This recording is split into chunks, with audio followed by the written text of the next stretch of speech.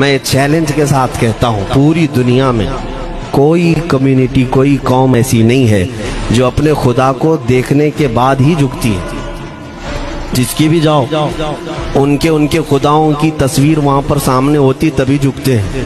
وہ چاہے عیسائی ہوں یہودی ہوں کوئی بھی ہو, انہوں نے کوئی نہ کوئی یا مورتی بنائی ہے یا تصویر بنائی ہے تب وہ جھکتے ہیں.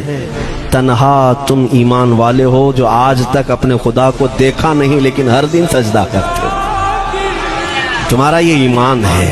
اور قرآن میں شروع میں ہی اللہ تعالیٰ نے جو تعریف فرمائی سورہ بقرہ میں, یؤمنون بالغیب, اللہ فرماتا ہے یہ وہ لوگ ہیں جو غیب پر ایمان رکھتے ہیں, دیکھا نہیں.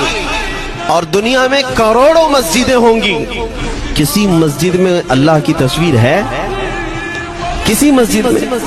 اور یا تمہیں صلاۃ و سلام پڑھنے کے لیے میرے آقا کی تصویر دیکھنے کی ضرورت ہے؟